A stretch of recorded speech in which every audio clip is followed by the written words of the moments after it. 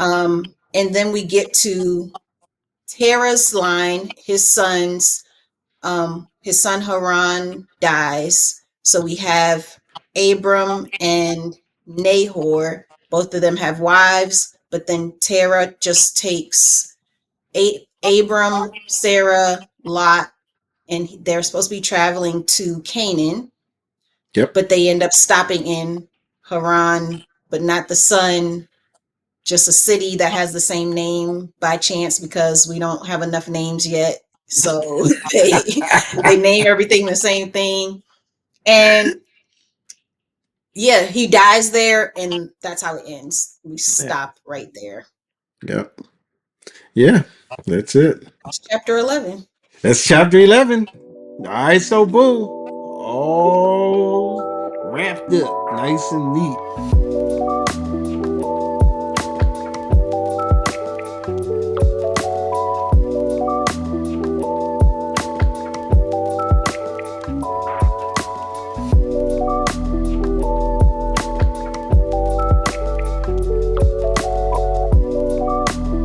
What is going on?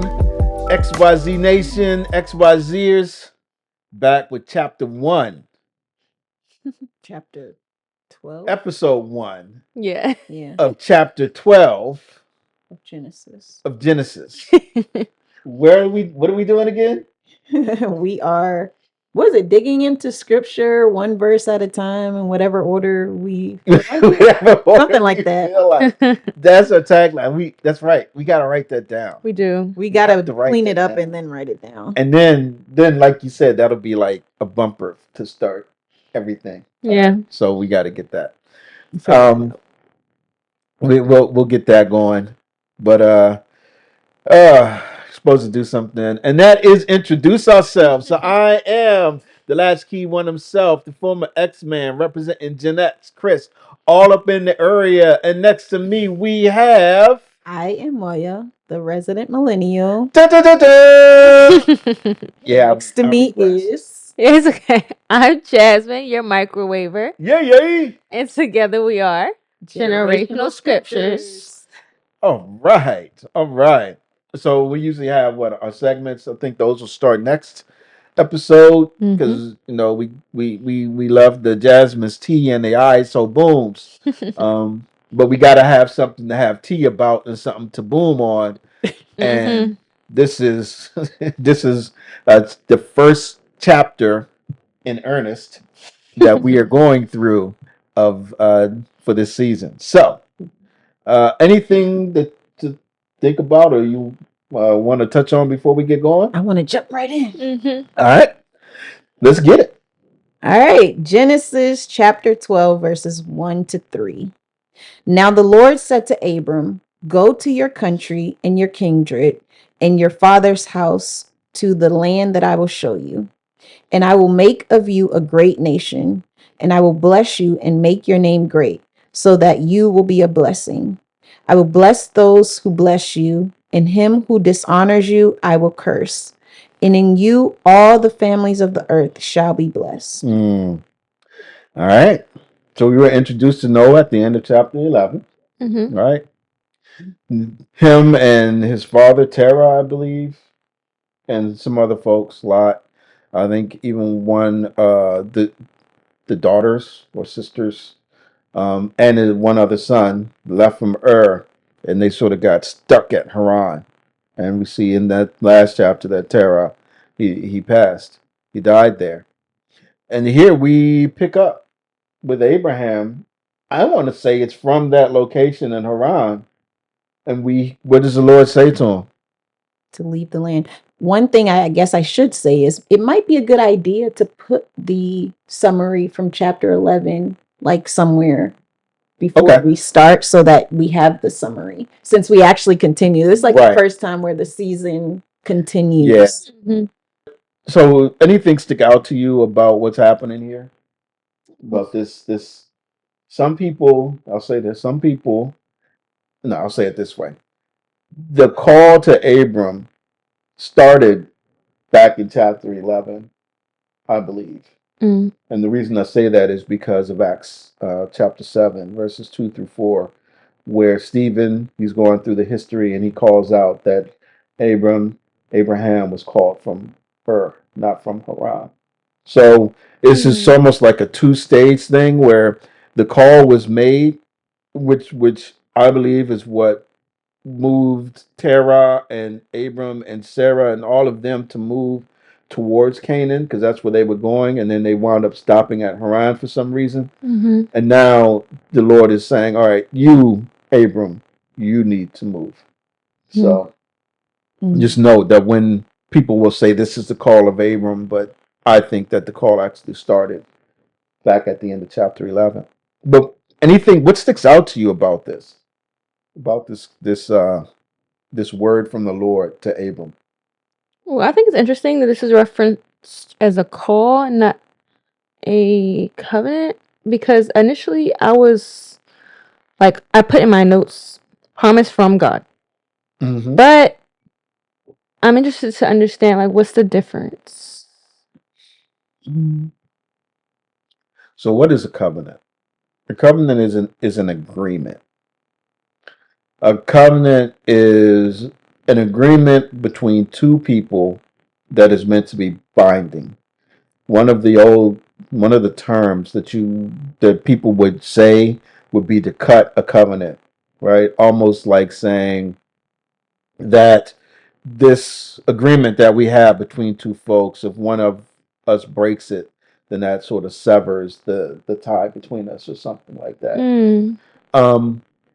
I think that while it is a call, and let's walk through this, right? It's a call. Why? Because He's calling him to do something. yeah, go from, right?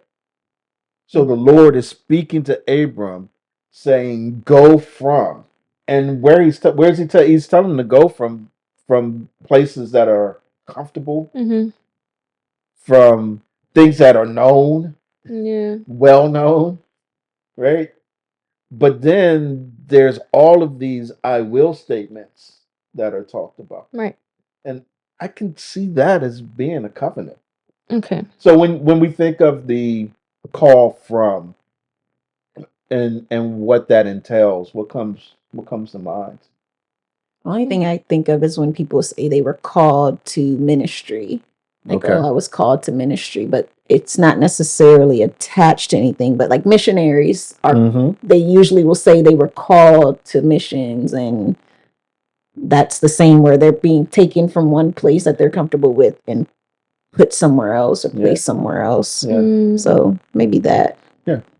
I can see that. Just I can see in Mark when the young ruler comes and asks Jesus what he must do to inherit eternal life. Jesus tells him to go home, to sell all your possessions, to give them to the poor, and then come to follow me. To me, that's sort of a command to a call as well, right? So I don't did that answer your question? Yeah, I guess I was trying to differentiate it from like, and because I feel like I might get this wrong, but with Noah, I was trying to differentiate these two, because if it's like do this and I will do this, that sounds like I don't know. I thought they were like very similar. That's why I was like, this has to be considered a covenant. And the call is where I was lost, because I guess I can kind of understand the go from like do this is him calling him to do something, but then what if he didn't?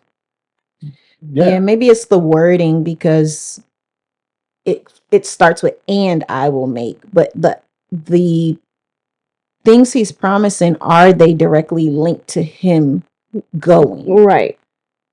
Because other translations don't have "and." Some just end it, land I will show you, and then it says I will do this. Right.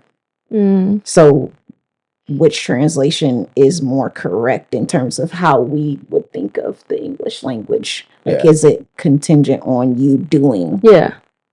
Yeah, but I don't think that there is. I don't think that there is an issue with that. So you mean either way it's fine? Is that what you're saying? Yeah, I mean, like do this, go from, and then you do that. I will. I don't think that that's necessarily uh, circumcision is a covenant, right? This is a sign that you are my people, and I will be, right, your Lord, right? So that's what circumcision is really meant to get across, that we are dedicating ourselves to the Lord, and this is a sign that we are the Lord's people. For this call, he's just asking Abram to be obedient to what he's doing, but all the I will statements are what the Lord is doing. So I think that the I will statements are like the covenant portion. Maybe I'm trying to parse it too much, but you still need to be obedient. Okay, got you. Right? Yeah. Because what if the Lord, and again, maybe I'm parsing it too much, but what if the Lord said, um, just like the young ruler, he didn't say, and I will do these. Well, he did say it actually. He said, you will inherit eternal life. Not eternal life, but you will put up treasures in heaven. But again, I think that the call is for you to follow, but the covenant is the agreement, and there's nothing for Abram to agree yet to. He's either going to be obedient or he's not. If he's not obedient, then this won't happen. Okay. But the Lord is saying, I'm going to do these things for you. That's how I've been looking at it. Okay, I see what you're saying. Maybe I'm parsing it too much, but I don't have a problem. And then I think we'll see this later, right? Is this the covenant portion? I'm about to backtrack. Or is the covenant actually made in chapter 15?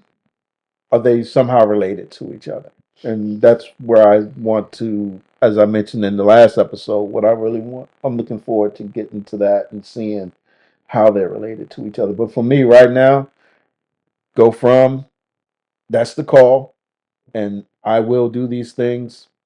That's the promise or the covenant. Okay. Gotcha. That the So Lord is making. I know when you started, you mentioned that his call was given before he got to Haran. So we ended last chapter with them in Haran. Are you saying now we're going back to before that? No. Or so when it says now the Lord said, is this while he's in Haran or is okay? I think it's while he's in Haran. And I think it's just a reiteration of him moving. And the reason I say that is because when you look at Acts chapter 7, verses 2 through 4, it says, and Stephen said, brothers and fathers, hear me. The God of glory appeared to our father Abraham when he was in Mesopotamia before he lived in Haran, and said to him, go out from your land and from your kindred and go into the land that I will show you. Then he went out from the land of the Chaldeans and lived in Haran. And after his father died, God removed him from there into this land in which you are now living. So when I read that from Stephen in Acts, it makes me think that the call happened before he was in Haran, but they just sort of stalled out on the way. And then God came to Abram and was like, all right, come on, get moving again. Right? Because that's the way that Stephen puts it. And so some people will say, I think in chapter 15 there's some mention, and we'll see it when we get there and get to look into it. But some people say that it's an extension, and others say that it's not an extension. So we'll have to see what it's like when we get there.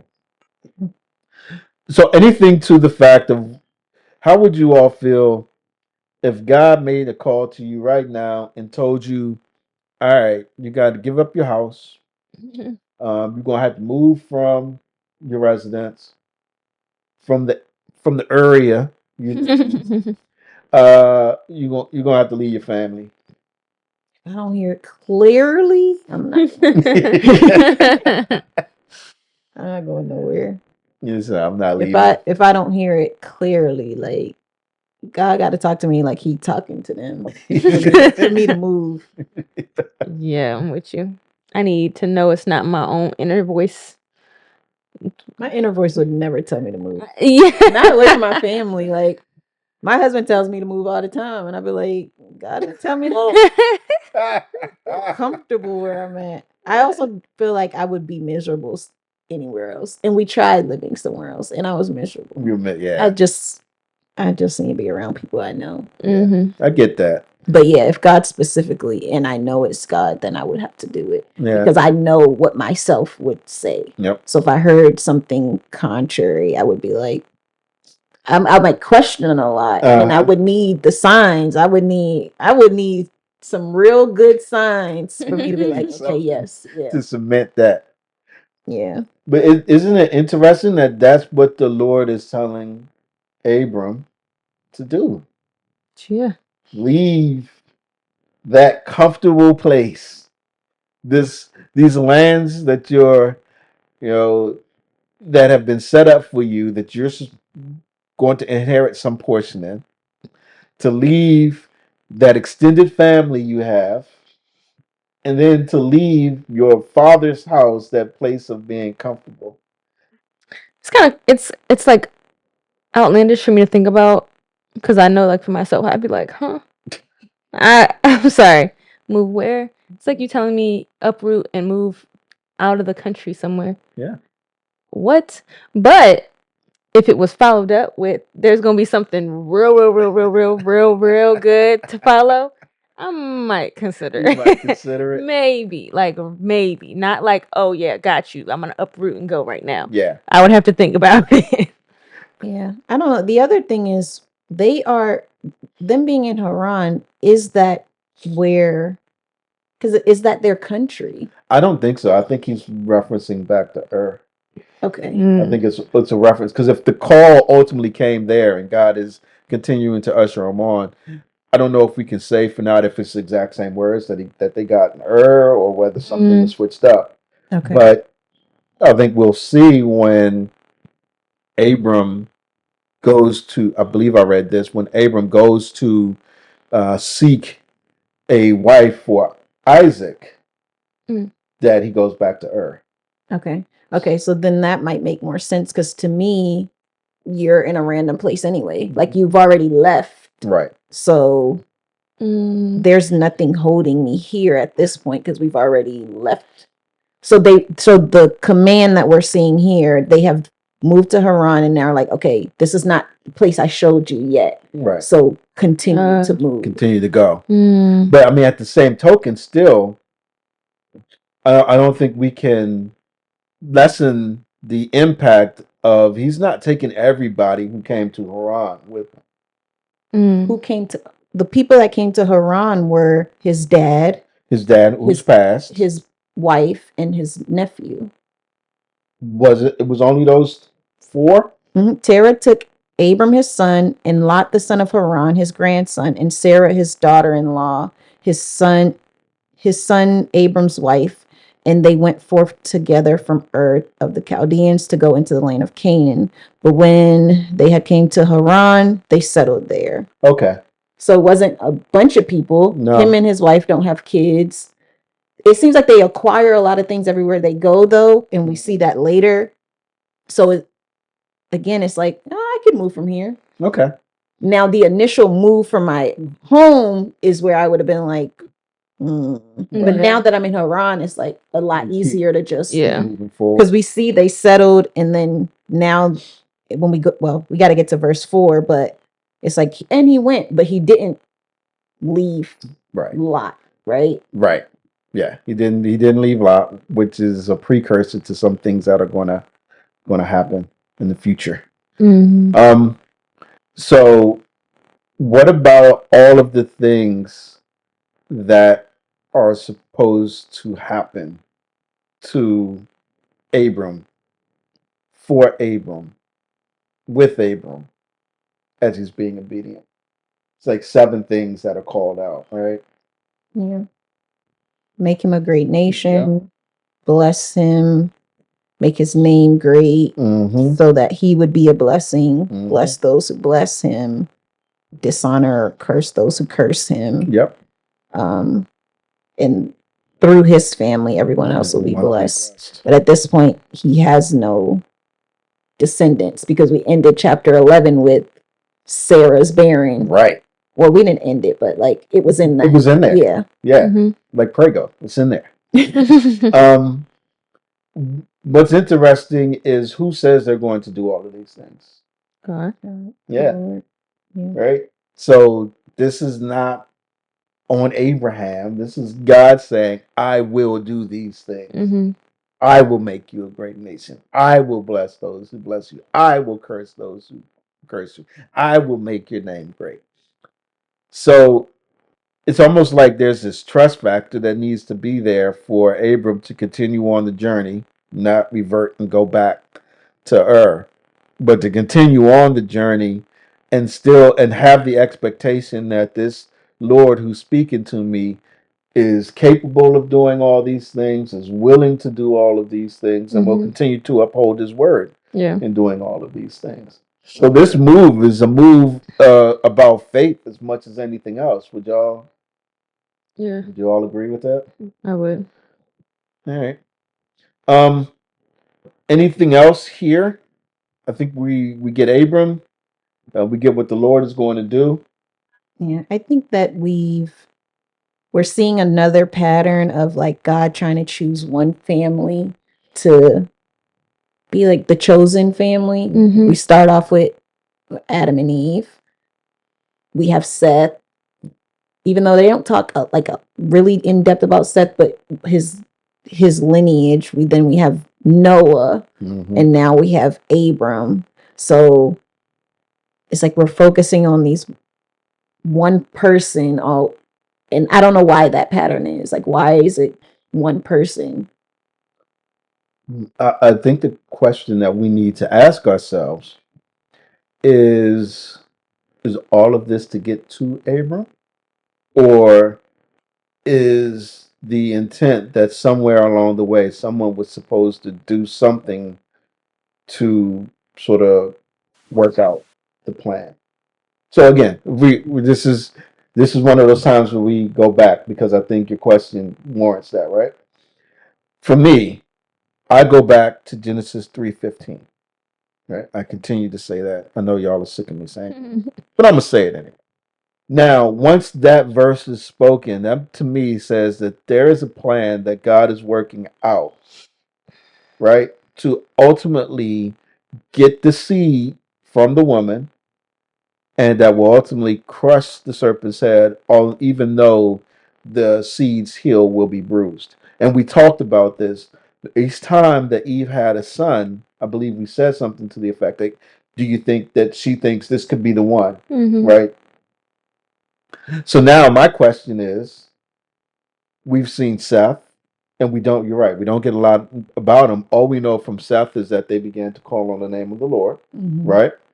Then from Seth, we get Noah.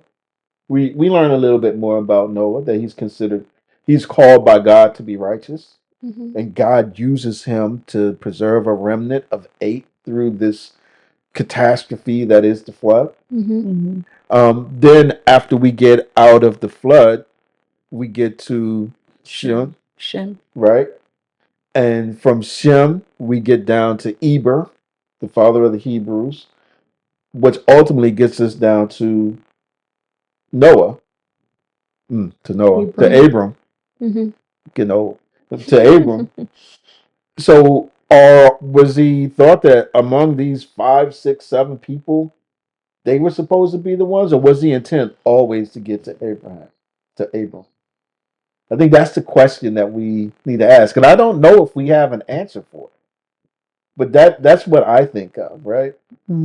Well, so I guess a question. This was a part of my long discussion this weekend.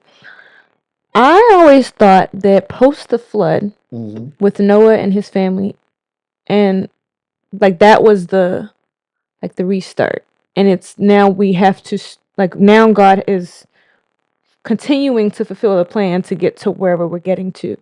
So I looked at it as like the spark, the post flood thing that's going to help us continue to push forward. Had every single thing and being been wiped from the face of the earth, we don't know what the story would have been like. But I thought, like, from Noah on, the intent It was to get to Noah, to get to everything else.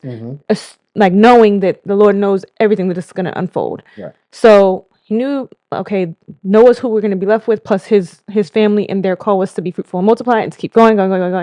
And now we have the called family. But we wouldn't have gotten here without whoever was left. So I've always started my tree, which did we put that in the show notes before? The genealogy breakdown? I don't think so. I don't think so. I've always started I feel like that'd be so helpful. I'm gonna have to put one in my notes too. I had like Adam and Eve, like, and then the tree, right? That breaks down. And then I have in my mind, like another one that goes from Noah on. Right. Because we kind of restarted with a new family. And it does seem to be like a group, like a family that is honed in on. And we know that there's so many other people now that they've like multiplied. So personally, because I didn't know the story of Abram, I was also very curious, like, why him? But it's not out of the realm of possible. It doesn't overwhelm me and confuse me that his family was chosen to, again, follow out God's plan, because we've seen that already many times. Even like outside of these chapters, like when we were talking about, I feel like every character that's called out is called out for a reason. And there's like a plan associated with them, but it's all one big plan. It's a tree. It's a tree, and there's a bunch of branches, but they come back to the same root, if that makes sense. That's how I've always envisioned how this all works together. Yeah, the same root being what's that root? Like the what is it of the tree? The trunk of the tree. The trunk of the tree is God's ultimate plan, which that'll take me into another. The ultimate of God's plan is Jesus. Right. So everything, if we take it that far, then everything that's going on is ultimately to get us to Jesus. Yeah. And Jesus is going to come through a certain people, through a certain tribe, which we saw in our first season, right? When we went through Joseph. Right. Through a certain line of David, right? So that's the ultimate purpose, is to ultimately get to Jesus. Yeah. And so maybe the answer to that question is, as awesome as Abram is, as pivotal as Abram is, as pivotal as Noah is, as pivotal as Seth is, they're ultimately the one that we are looking for is none other than Jesus. Yeah. And truth be told, he is the ultimate answer to Genesis 3:15, right? He is the one who's born of the seed of a woman, who crushes the head of the serpent, although the serpent thinks that he gets a victory in the fact that Jesus hangs on a tree and dies. But he doesn't count that 3 days later he'll be raised from the dead. So maybe that's the answer to the question. Everything is just working its way to him. I think we said that in a previous episode. Yeah, about the genealogies going in a certain order just to get you to someone. Yeah. So Yeah. I'll take that. Okay. Thank you. Thank you. Cool. Anything else? All right. Next up. Okay, it's Genesis chapter 12, verses 4 through 6. So Abram went as the Lord had told him, and Lot went with him. Abram was 75 years old when he departed from Haran. And Abram took Sarai, his wife, and Lot, his brother's son, and all their possessions that they had gathered, and the people that they had acquired in Haran, and they set out to go to the land of Canaan. When they came to the land of Canaan, Abram passed through the land to the place at Shechem, to the oak of Moreh. At that time, the Canaanites were in the land. All right. What do we see? I'm confused. I was gonna say the one word that was getting me is Lot went with him. Like, because it's given in Ruth and Naomi again. Like, did I want you to go or not? I don't know. But I think later on, it might the wording may change a little bit. But yeah, when I was doing, because I was reading, I read the whole thing and then I went back and did the sections. I'm like, wait a minute, I never really notice them saying Lot went with him. I always thought that it was he took Lot. Right. This is different. Yeah. There's difference. There's a difference. And at this point, that's his wife and Lot are his family. So is Lot like at this point is Lot a son to him? They always specify that that's his brother's son, but the brother has passed. Yes. So we also don't know how old Lot is, but I would assume he's grown. I would assume. We don't know how old he was when he originally came with the grandpa. Right. But the grandpa probably felt like he needed to look after Lot because his dad had died, right? Yeah. And does Abram have that same feeling? Right. But at what point do you stop? Because he should be grown. At the point in Genesis 13. Yeah. But so is your wonder whether Lot was just like you can't get rid of me. I'm tagged. Yeah, it's like a lot of people do sermons about this being one of Abram's first lack of obedience because they said leave all of these things and go, and they're like, but he took a lot and it caused all these issues. But did he take a lot or did Lot go? Yeah, because Lot is grown. I could follow if I want to, but I don't know. Yeah, I'm not sure either. If how you navigate that. Like you can't lose me. We walking. Where are you going? Where you gonna hide? Yeah. All right, come on, run. Yeah. It's like you're older than me. I can keep up with you. Yeah, that's a good take. And I think the reason that Lot has been brought up is because there's going to be things that happen with him in the future. Yeah. So we get it again, going back to chapter 11. We get Lot mentioned twice in just these couple of verses. Yeah. Right? So yeah, just like Sarai is mentioned in her situation, we get Lot. We know his dad died, but basically it's like he's coming with him. He's tagging him home. And don't know whether it was forced or not. But hey. Who are these people? Who are the people? Refresh me if I missed that. No, I don't think there's any mention of people. Did you see any mention of people more? Previously, no. Yeah. But it's saying they acquired them there. Right. So I guess slaves or like house help or okay. Yep. So what function do these people hold other than just following you? Yeah, I think that's what they did is, I mean, it makes me wonder if they had some type of wealth or more than some of the other people that were traveling, and people were willing to come and say, all right, I'll do this for you, if you continue to sustain me. That's what I even heard. Needed help. Like, hey, he's not as rich now, but I got 20 sheep or whatever that I need to herd and move. Yeah. Help me with that. In the commentary, I saw that it didn't say specifically that they were rich or wealthy or well off. It said that they furthered their wealth later, which made me think, okay, so they had something before later on. Right. So that makes sense because even saying like they gathered all their possessions, they could have just gone with literally nothing. Yeah. Yeah. And what is a constant theme? We saw it with Noah. We see it again with Abram. Obedience. This Lord speaks to them and they do it. But I think the argument is that Abram doesn't do it correctly. Like his obedience is partial. And we'll see that down the line, right? Yeah. Yeah. Until he finally kind of learns the lesson. Yeah. And I think that's all of us, though. Yeah. Right? Talked about this yesterday. I sometimes feel like we want to think that we can do better than some of these folks. Honestly, my dad dies and I'm out there. I'm like, I want to go home. Yeah. I'm going to go home, Lord. You You can find somebody else. But Abram is obedient in the fact that he left, but at the same token, yeah, he's like the rest of humanity. He's not perfect. Yeah. Seen it time and time again.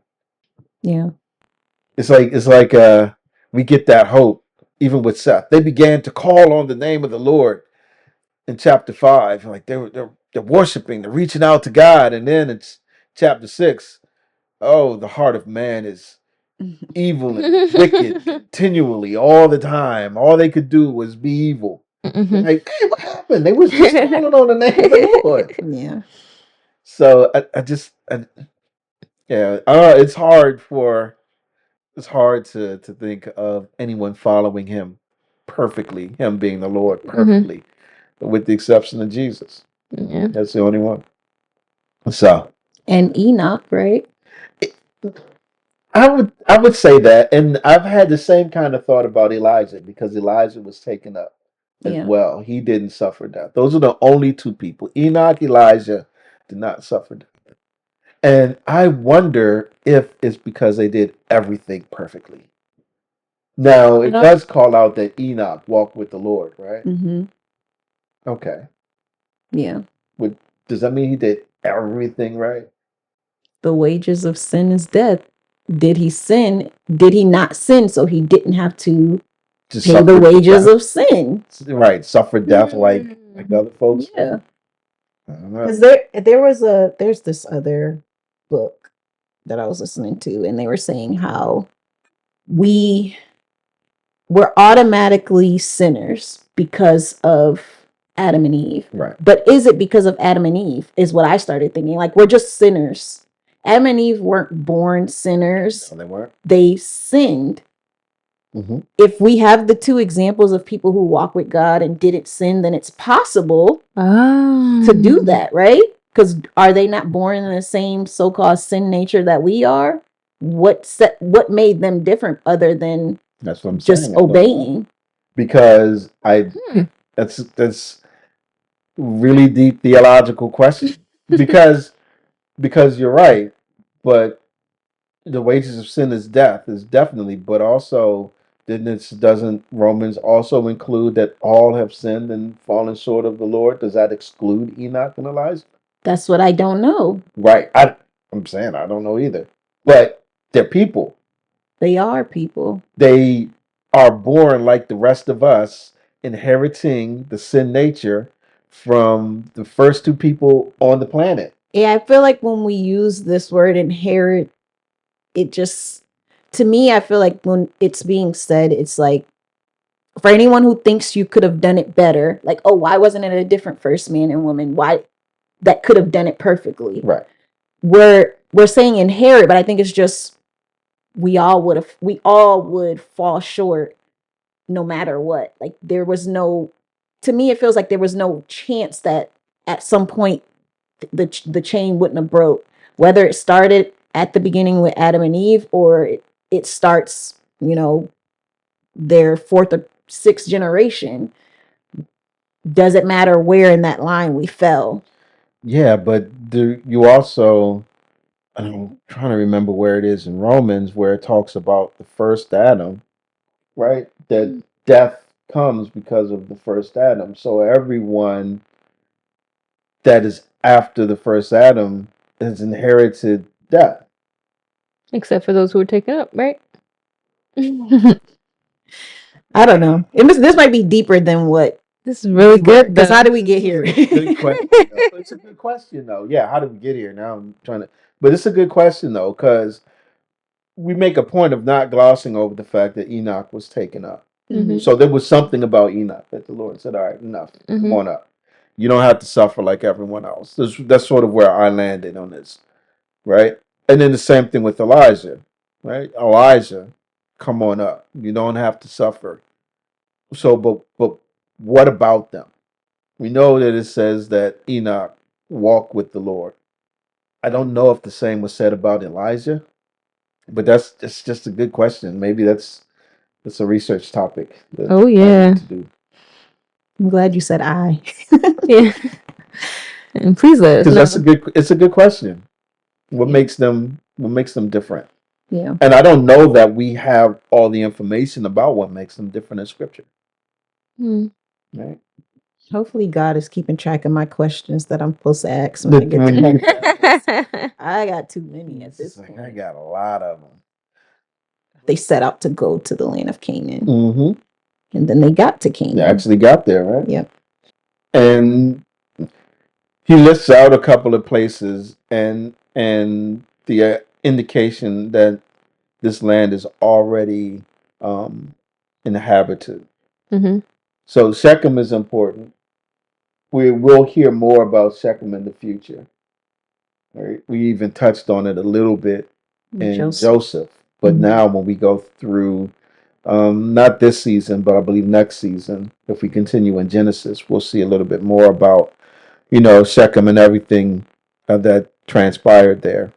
And then the same with the oak of Morah. It's important, and it comes up not just here. That word oak can be terebinth, and it comes up throughout Scripture, even into like Judges, even the terebinth of Morah or the oak of Morah are brought up. So these are just some significant places that are called out. But before we anything to the fact that Abram was 75 years old. You're still young, right? He's still basically a teenager. I'm a preteen then. Let's get it. Even though their life expectancies at this point were getting shorter, that's still like fairly young. So it is. Begs the question: how does that work with child rearing? Because remember, he's been made all of these promises about being a great nation, about his name being great. It's hard to do that if you're past childbearing age. But is he? He's also a man. Yeah. But if we look at his wife, That's she would also be. We don't know what the childbearing age is for them, but I guess we find out later. We do, but at this point, we don't know. Yeah. Okay. He's just older. Yeah, and I read something that was saying that if we did like the math, the relational math, Sarah would be like in her 30s ish for us. At 60? Yeah, because of the age she lives to, they're comparing like, okay, that's middle, not mid. Is 30s middle age? No. I feel like it's not. So they were saying she would be in her 30s, so she's still like attractive and youngish, and like you can have kids. Like some people feel like, oh, you can only have kids in your 20s, but you can have them in your 30s and 40s. Yeah, you can. Yeah. So at this point, it's not a concern. Now later, it's like, okay, all right, we're pushing it. So maybe here it's just the fact as a marker, as in terms of Abram's life. In the year of him, in terms of, all right, this is the age that he was told, right? And how long later till it actually comes to pass, because then you start thinking about, okay, why did he make these decisions? He's probably getting impatient because of how long it takes to fulfill these things. So they're giving us he's 75. That might be all right. I mean, it's possible. I'm sorry, that's still old. To you, when you only live to 80 or 90. I feel like I was tired 15, 20 years ago. Yeah, but he's young right now. He's a young whippersnapper. I was using 250, the age of 250, as my like benchmark. That's your age that you would use? Because like a lot of the ones we saw in previous ones, like they were in the, of course we saw like 600s way in the beginning, but then we were starting to see like 200s they were living to. So I was like, okay, I'm gonna hit like a middle ground of 250. So if he's 75, he's still in there, It just like generally if we compare it. So that didn't really even strike me, but it's funny because in the commentaries they were calling out their ages and how specifically talking about Sarai and how she's still very beautiful and all that, but she's like 65 and they're like, when you think about a 65-year-old now and then you think about a 65-year-old then, like what does that look like? So Interesting. He lived to 175. Yep. Oh, yeah. So he's not even halfway at this point. Okay.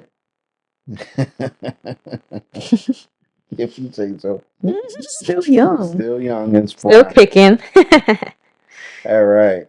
So anything else on 4 to 6? Genesis chapter 12, verses 7 to 9. Then Oh, sorry. Nope, you're One good. thing. I wanted to verify this with you guys. I did not get the map, but I was listening to one of the commentaries and it said that all those places that were called out were continuously moving south. Yep. So is there a reason why he was going south? I don't think so. I think it's just where the Lord told them. Okay. Okay. Right. They were setting out to go to Canaan. And if you look, and I have a map that I'll put in, and it shows Haran north. I mean, it's like it's a ways. Mm-hmm. They put the little scale for 50 miles, and you start to measure it up. I mean, this dude was traveling. It was far. Yeah. Okay. But yeah, it's a constant southern trajectory, even when you get to like Shechem and the Oak of Morah and all of that type of stuff. Okay. And the last thing, I think it's interesting to point out as well that this is a place that the Lord had promised them, right? Canaan, this place I will show you, but it's inhabited right now. Mm-hmm. So it's not like he's going to a place and it's completely open and ready to be, ready to be inhabited by Abram and his crew. There are actual people living there right now. And a matter of fact, the Canaanites go back to Canaan, who was cursed, right, by Noah. Yeah. So how is all of that going to fit in? Yeah. Right? So I think that is interesting. All right. Next up, Genesis chapter 12, verses 7 to 9. Then the Lord appeared to Abram and said, "To your offspring I will give this land." So he built there an altar to the Lord who had appeared to him. From there he moved to the hill country on the east of Bethel and pitched his tent, with Bethel on the west and Ai on the east. Jeez. And there he built an altar to the Lord and called upon the name of the Lord. And Abram journeyed on, still going toward the Negev. All right, so we find some other stuff that's been happening. Oh, that's happening, right? There's another appearance. Actually, not even another. This is, I want to say, the first appearance that's recorded to Abram.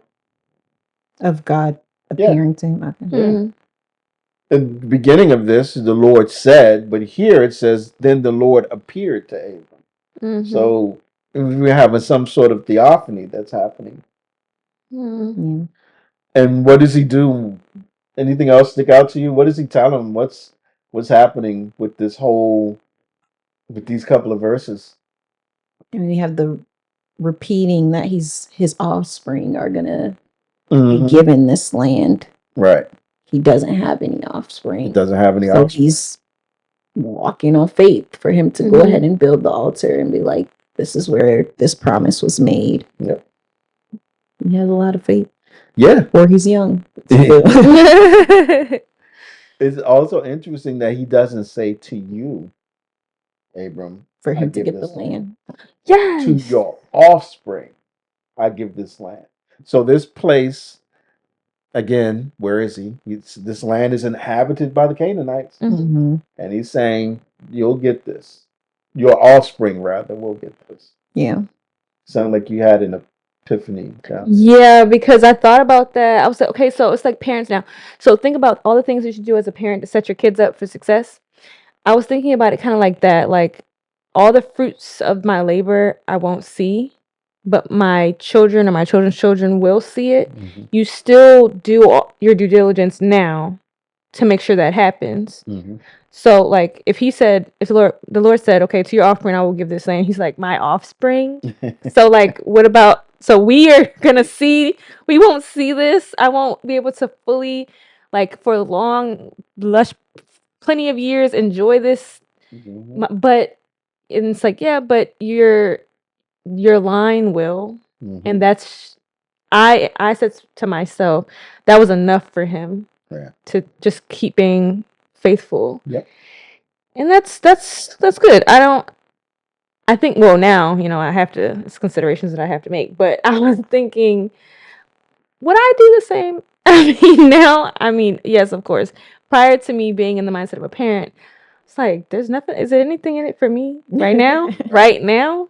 Yeah. I have to see the vision, see what's coming. Yeah. Okay.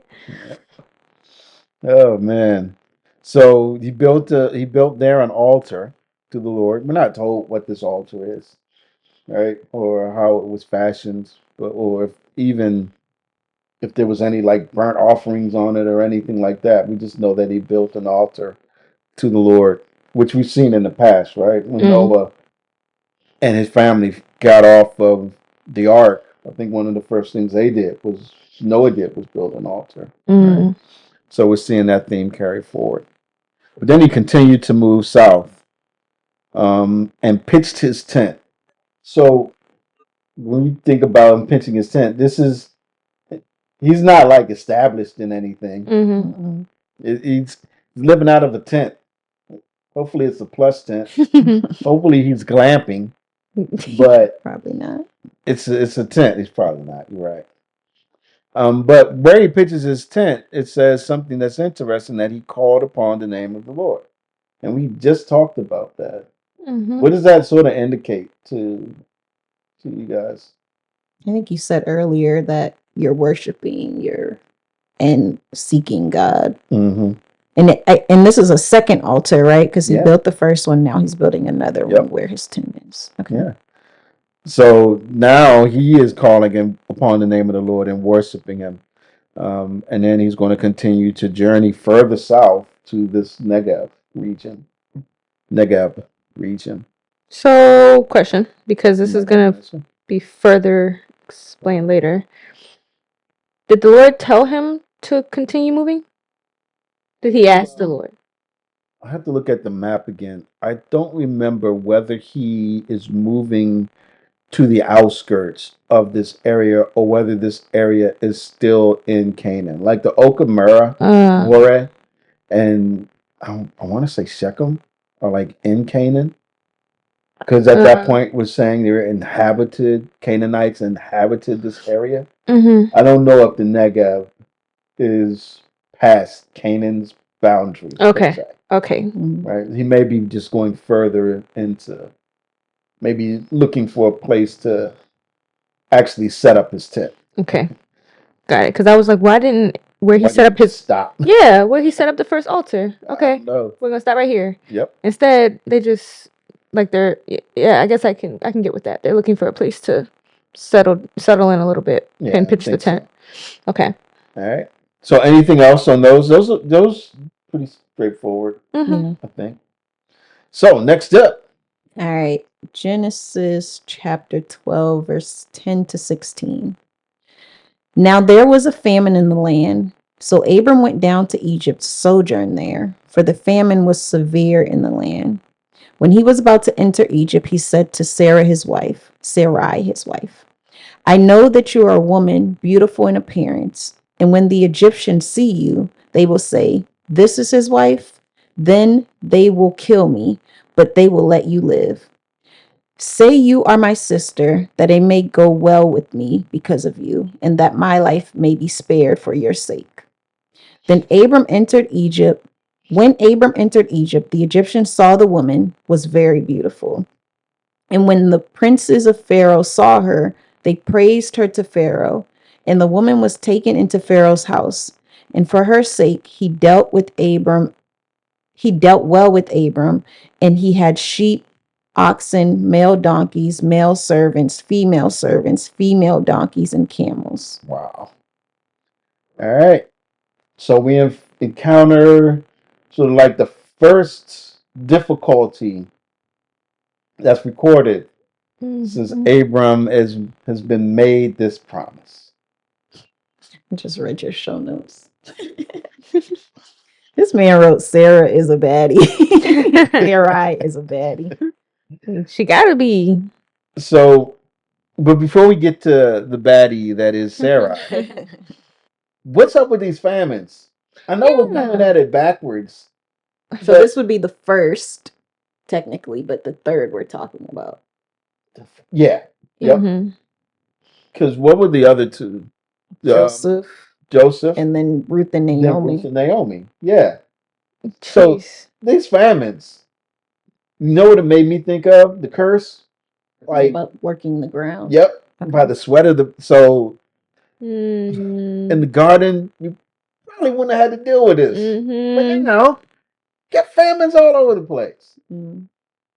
And we say famine, so like you say famine, okay, there's not a lot of food, but to think that a famine probably means not a lot of rain either. Yep. And just there's so many things that you don't have. I can only imagine how hot. Like, oh my god. Yeah.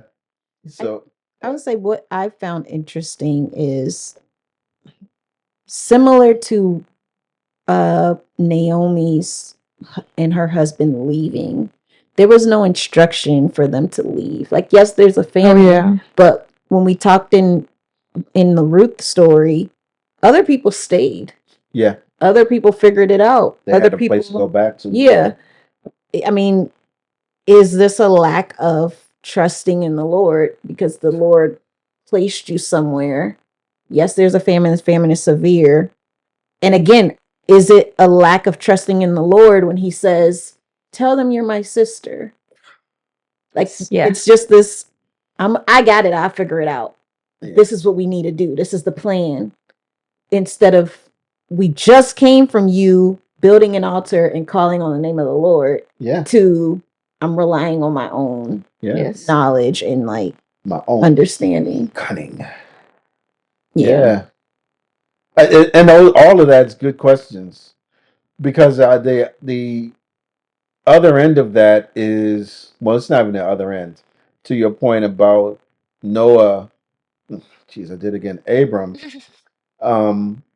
making these decisions, he could be thinking, God made all these promises to me. If I'm not here to get them because I died famine, or the people in Egypt kill me, they can't come to pass. So I gotta do what I gotta do. God made all these promises, so he knows how to get to you to where you need to be. Is what should be happening. What should be happening. Right. But I'm not judging him, because y'all know I get nah, but this is a good point, because, and we said this, was it last time? In the last episode? I don't know why this sits so heavy with me now, but people who are like, oh yeah, I would have stayed. Yeah, right. Yeah, no. Right? Are you sure? It's a famine. You're not sure unless you're in it. Right. Yeah. It's a famine. And I'm not going to say that. But anyway, it's a famine. Yeah. That's exactly what I saw. Like when I was watching my commentaries, he asked, and I was very curious to know you guys' thoughts, but we kind of already touched on it. Why he would go to Egypt? Was it did he not trust that God would sustain him? If God said to go here, did you not have enough faith that even in the famine you'd be okay? Mm-hmm. You, instead of testing that theory, you said, we're gonna go, and we're gonna go and make sure that we can find somewhere else to be, but also so they don't kill me. It wasn't even about her being beautiful. He wasn't just trying to give her an empty compliment. He's like, you're beautiful, so we're gonna use that. We're gonna use that to save my life. Because and I didn't even think about, I didn't know, like, the customs back then, that he could be killed so that someone else could have his wife.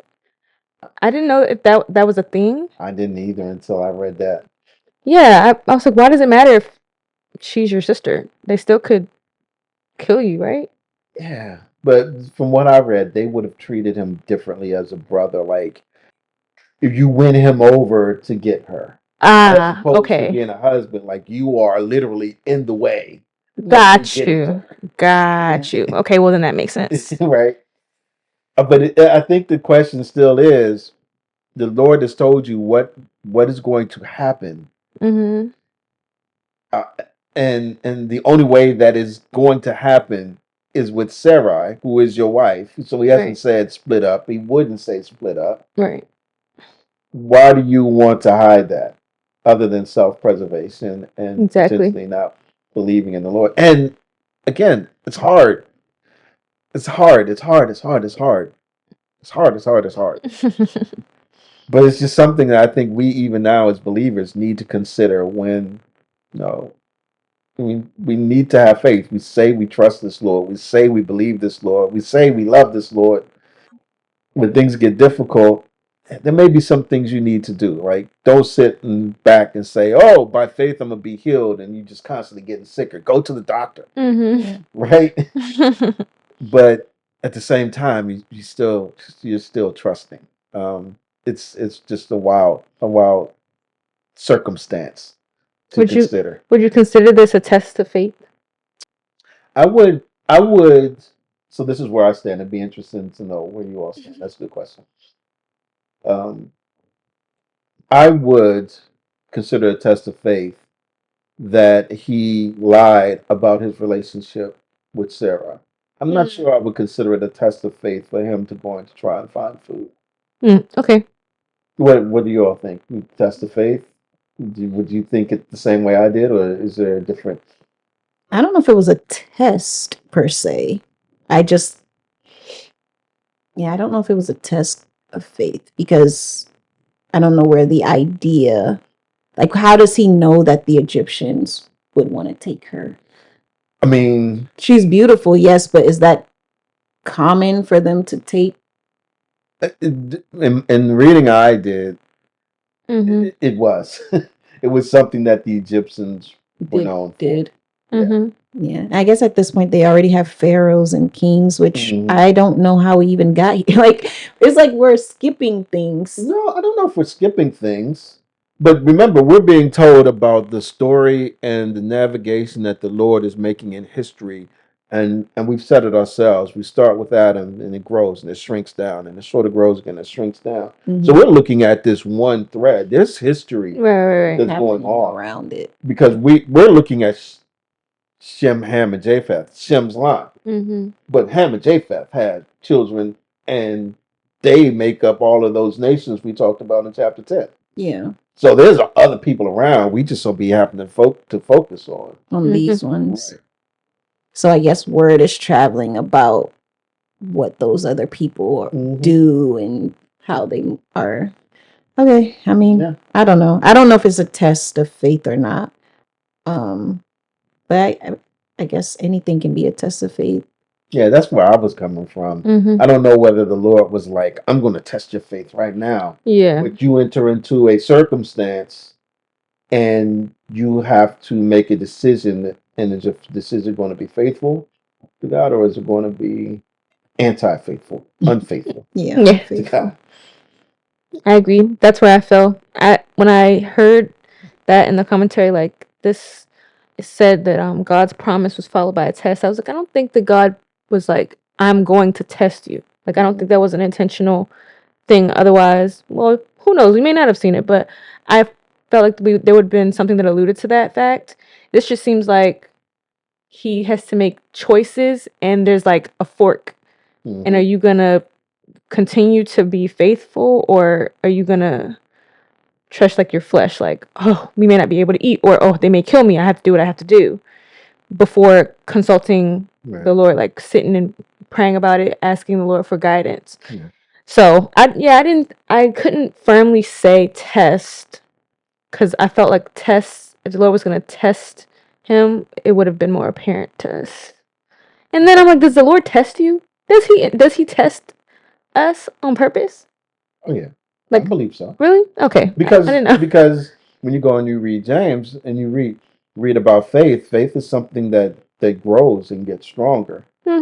Okay. Now it can be that God is testing you, or it can be that there are just circumstances that come up in your life That because of test you. other agents, Gotcha. right? Yeah. That will test you. Okay. But I think that God can test you because He wants you to grow.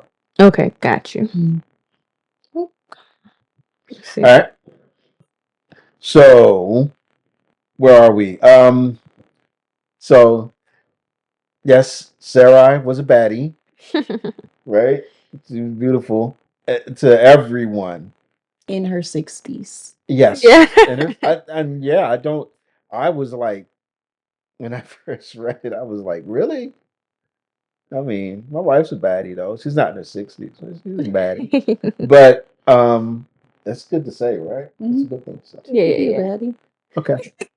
Um, but yeah, I just thought that I was like, man, at 60, what must we have looked at like 20 or 30, but whatever. Right.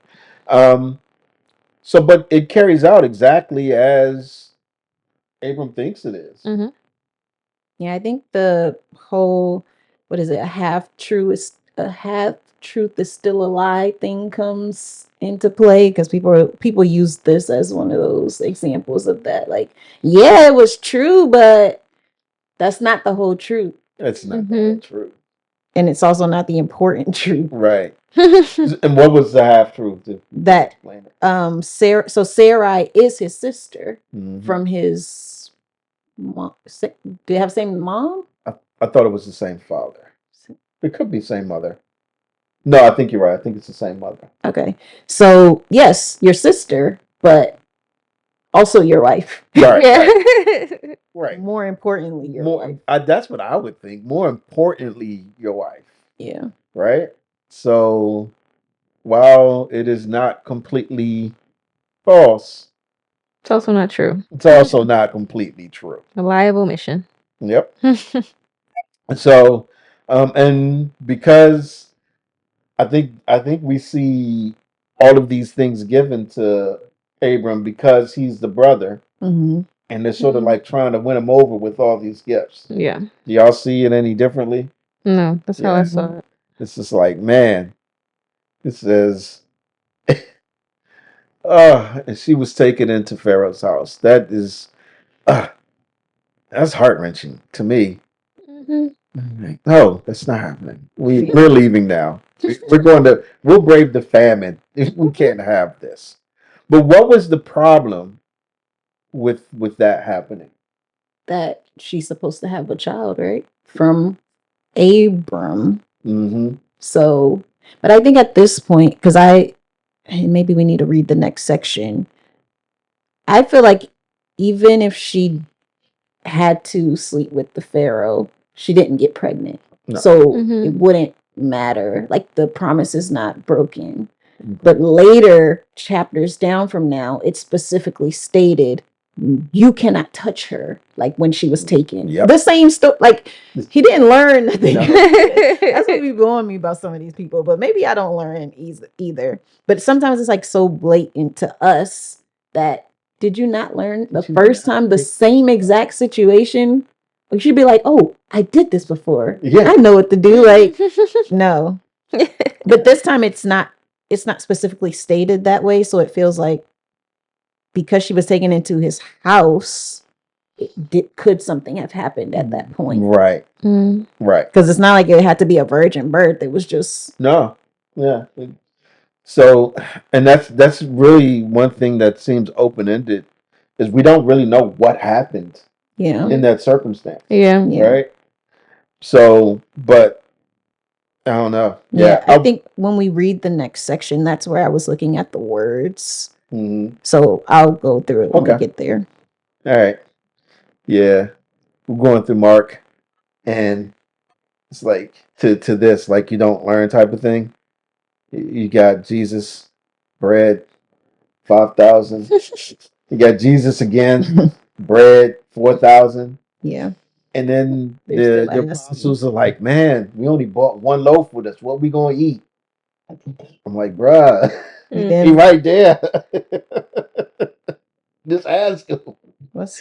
Yeah, I feel like Mary is the only person that like tapped into that's Jesus. Do y'all not go ask him? Right. He can do whatever. He can do anything. Like, do y'all not understand?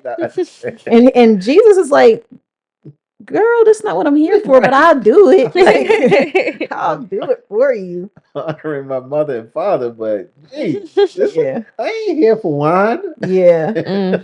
But she did not shy away from asking, like, what do you mean y'all are confused? Go ask Jesus. Oh, that is good. That is good. All right. Anything else on these verses? Just no. Dare we say this is a sign of things to come? Yeah, I guess we should highlight the servants that they're getting from Yeah. the Egyptians. Yeah. Male and female Yes. servants. Because that comes up and that's yeah. important. All right. Next up. Okay, Genesis chapter 12, verses 17 through 20. But the Lord afflicted Pharaoh and his house with great plagues because of Sarai, Abram's wife. So Pharaoh called Abram and said, "What is this that you have done to me? Why did you not tell me that she was your wife? Why did you say she is my sister, so that I took her for my wife? Now then, here is your wife. Take her and go." And Pharaoh gave men orders concerning him, and they sent him away with his wife and all that he had. Mm-hmm. Yeah. So what we got? What do we think about this? So first of all, okay. You know, Jasmine got but she'd be like, all right. So first of all, because I listened to this, I read it, listened to it, listened to commentary about it, and I had questions, but like I think the pieces are starting to come together. So okay, he afflicted Pharaoh and his house with great plagues. So I felt like in the middle here we missed to me I felt like I missed something. Something must have happened in the house. Read further, he took her as his wife. So is that adultery? That's adultery, right? Because she was married to Abram. Mm-hmm. Yeah. But then, is it double? Okay, so I was like, what sins cause this? If you're forced? You think she had it? Yeah, no, and that's and the question I same had. thing for Pharaoh. He didn't know. Yeah, it's not. It wasn't. Pharaoh probably got a whole bunch of other wives. Yeah, I'm sure he has wives. Yeah. I don't even know if they call wives, but he's got one. Yeah. I mean, specifically for Pharaoh to be the one getting punished feels like he didn't know. Yes, he was a victim of a lie. But he wasn't doing anything right. This isn't the right way to go about life. No, you're right. Right? I mean, it's his way of going about life. You're right. He won't take no more wives after this. He's right. He was like, this was the thing. This was the kicker. That first got me because I was like, okay, this Pharaoh is. Why is it him getting it and not Abram? But because I was like, you started this whole thing. Then okay, why did you say she's my sister? So I took her as my wife. Okay, now here she's my wife. Okay, so what also something that kind of got me. So when he said he gave men orders concerning him, that means he had people come and take him and escort them out like his people. I'd be scared out of my mind. Now, and I know we can expand on this further later, but wait, can you imagine? What? Like the king's guards? No, I can't. Have you seen like the movies like Rambo? And there was this other movie that came on with Simba dude. Where there's like police escorting you out of the town. I'd be terrified because they want you to go. I'd be scared as Sarai, as the woman, because this wasn't my choice. My husband said to do such and such is what I did, and now we suffer consequences. But it doesn't necessarily feel like a consequence to me because they kept everything that they got, everything that they were given. But I can also see Pharaoh like, I don't want nothing to do with nothing that y'all have been in, like you've touched, no. But sending him away doesn't seem so bad. It doesn't. For Abram, he's the only one that kind of just. I mean, your wife got taken for a little bit, but obviously you didn't care that much. Yes, exactly. He didn't. For Abram, right? Catching it. He don't care about his wife. He don't. To just be like, my husband would never be like, oh, nah. I get that. Like, no. I get that. Maybe because I don't know, man. I'm just trying to figure out why he was just okay. Maybe the fear is enough to be like, that's what I think. Do I give you my wife so I don't die, or do I fight for you? And it's just me and Lot and some randos. Like, see, what are we really about to do? My proof from Haran, myself and Lot. Yeah. That's all we got. That's what I put in my notes. Like I was like, the fear. All of this fear is like a fear response. But was it the fear of him like dying just in general? I think it was the fear of him not being able to see, like the fear of God's promise not being carried out. That's what I think it was. I think he was like, I have to live from my lineage. But then I'm like, your wife, your kids, your future kids. Right. You need her. Like, right. You would think. What in the world? He might feel like I can get another wife. I don't know. I think we aren't told exactly why, but we know inherently that there's just something off with this whole sequence of events. Yeah. Abram is very lax about his wife. Even later on, it's like, oh, do this. He does it. Ain't no pushback. He's like, he's just that. That's just him. We'll get to it, but let's be fair. It wasn't his thought. It wasn't his thought, but he still does. He still does it. I get it. He still does. But he wasn't going up to Sarai like, hey, let's try this. Yeah, but it doesn't matter. Yes. Now, if your wife tells you to do something crazy, if your wife, we already learned from Adam and Eve. If your wife tells you to do something that don't make no sense, you say no. Y'all have the option to say no. Y'all have the option to stand up. Do not listen to crazy things. It don't matter if it comes from your wife. Oh gosh. We need the men to start standing up. Yes. Oh, having a backbone. Yes. Ouch. If your wife told you to do something right now that was like off the wall, you'd be like, "Come on now." Be like, "Yes, baby." No, you would not. No, you wouldn't. No, I wouldn't either. We're gonna push back. Let's push. But then, all right, I'm sorry, Wanda. I'm about to say this, but when I say it, it's the wrong podcast. You're gonna be mad. It's okay for her to be mad. But why do I have to deal with pushback? Boom, I said it. Do I have to keep saying it? Yes. Yeah. It's okay. You do. Keep saying it. You do. Just listen. Because that's not our nature. Too easy. just keep saying it. Sometimes you gotta just keep saying it. once you're right a couple times, we'll be like, okay. Yep, exactly what I was gonna say. No. When he's right, normally the first time he'll say no, I'd be like, okay. The second time, all right, you might got me. Might be on to something. Might be on to something. But just for this specific topic, we'll come back to another thing another day. Exactly. All right, I'm trying to hold it down, fellas. I need some comments to help me out. Help me out in the comment section. What about these plagues? These great plagues. Can you imagine what must have been happening to Pharaoh? To be like, all right, you gotta go. Yeah.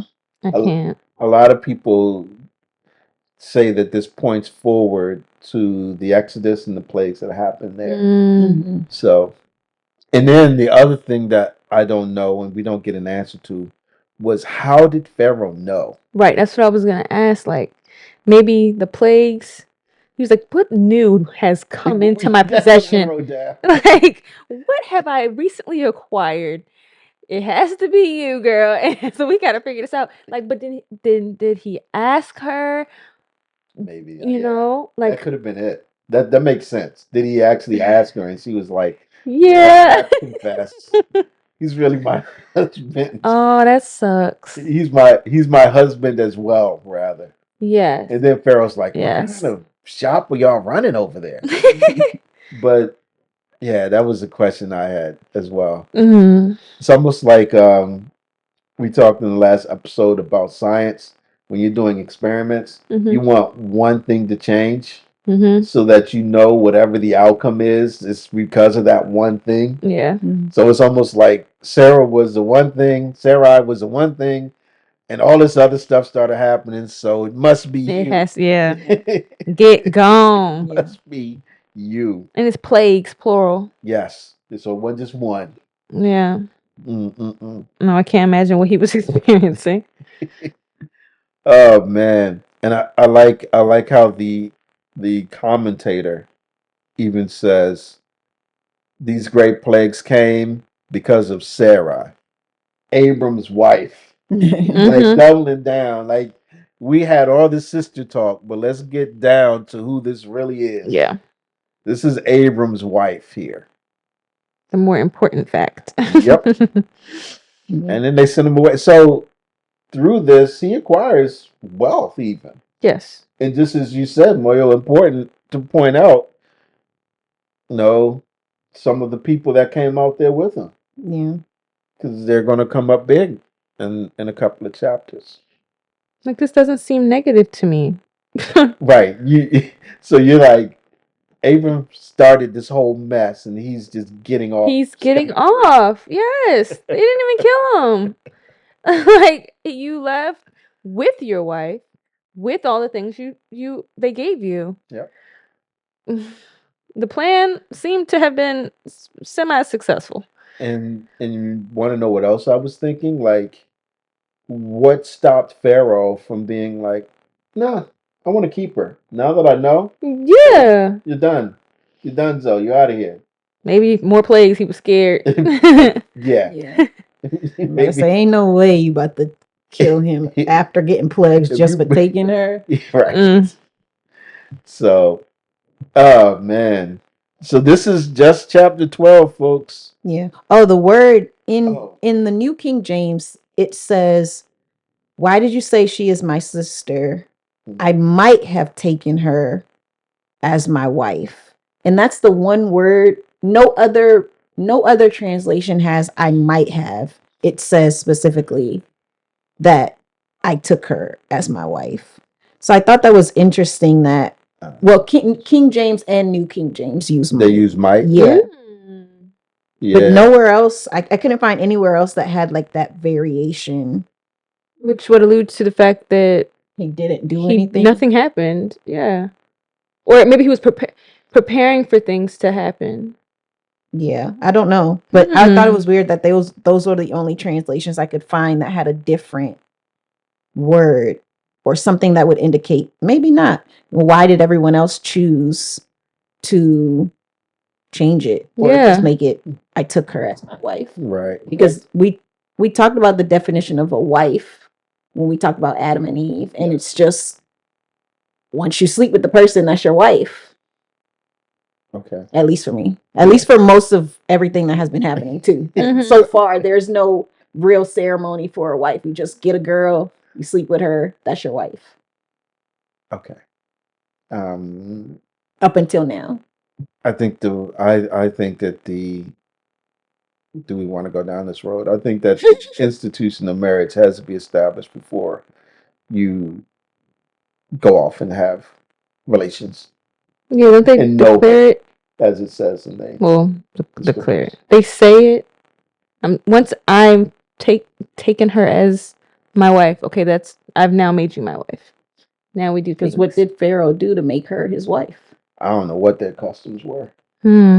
Maybe he was just like, come on in, join the club. No, so I saw something that was referencing, oh man, what chapter was that? I forget.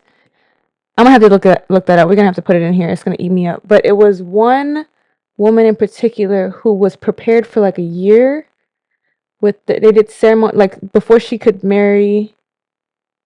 I think it was a pharaoh. She was like, it was like all these different things. She was. Oh, you talking about Esther? Yeah, she had to go through all this stuff to be prepared to be his wife. Mm-hmm. If he took, well, at least we weren't told. We don't see that here. At all the ceremonial things that they did, because they did do things. Or maybe that's just later on in the Bible. Maybe it doesn't apply here, but I don't know. I don't know either. Yeah, I'm trying to look that up, because when you talk about might have versus might have taken or took, it's. I wonder what the verb and all of the verb information means, right? It's Hebrew's a weird language. Greek is much easier. Here we are. So they've gone into Egypt. They've come out.